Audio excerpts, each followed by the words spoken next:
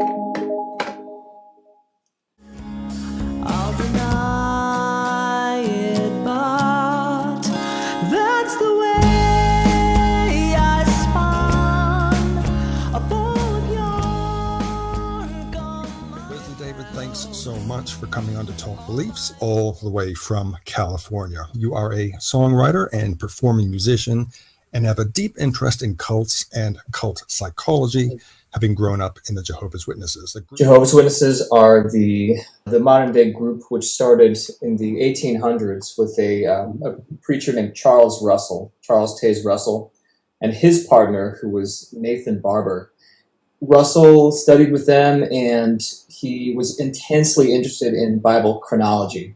The group that he started almost bears zero resemblance to Jehovah's Witnesses today, which are a high control, legalistic, almost militaristic in some ways, organization with a lot of authoritarianism and hierarchy. That the light keeps getting brighter. So the informational, the spiritual light from God, as revealed through the Watchtower Society, gets brighter. It only gets better.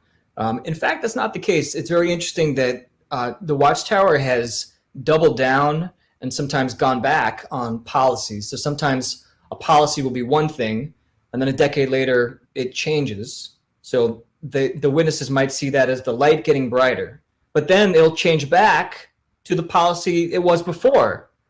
If I may read one paragraph, this is a standard sort of paragraph from a 1950s Watchtower, and it says, Jehovah's visible organization can use you, but can get along without you too. But you cannot get along without it. Fruitless ones are eventually pruned off and never missed as new ones are grafted in. Pruned off branches soon wither and die, being cut off from the circulating life-giving sap. So it is with Jehovah's visible organization. All must associate together, get the life-giving spiritual food that God circulates to his people through the organization, get the new truths that take away old ideas, and the admonition that keeps down queer personal ideas. Don't become a withered branch or a paralyzed foot.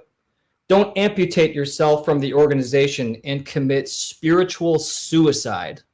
I can only assume that growing up JW meant you did what most good JWs do. Lots of meetings, going door to door with magazines, or standing with magazine carts on the streets. Now, you grew up in New Jersey and went to public school. So how much of your JW upbringing affected your everyday life? Well, the reality is that in a cult, you have your cult identity. I really struggled with a lot of self-esteem and self-worth issues and guilt issues over a thousand things. But that's part of it, is that you have like a split personality. You have the church you, and then you have, I went to public school for the most part, so then you have the school you. And there is a split there. And also it's funny because even while you're in public, whether it's school or elsewhere, and you can be, having friendships.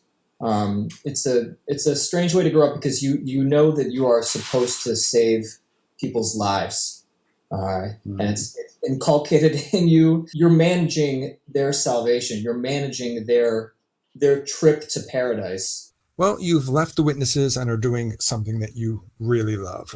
Wes, what would you say to anyone watching this who may still be inside a high control group like the JWs and are thinking of leaving? I'd say hang in there, because there is a lot of good stuff outside the organization. There's love, there's hope, there's faith. If you are led to have faith, if you so choose, there's all that stuff outside of the structure of the organization of the Watchtower Society. There's a whole life waiting for you. You have to get through the hump of letting go of the problematic parts of the organization. Here I was with the Bible and an argument high on salvation for you, social validation for me. There I was, suit and tie, waiting for the end, just like my family and friends.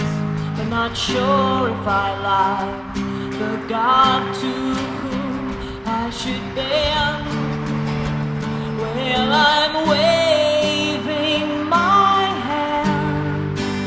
Goodbye, sure thing, secure and barren. Scared like a traitor.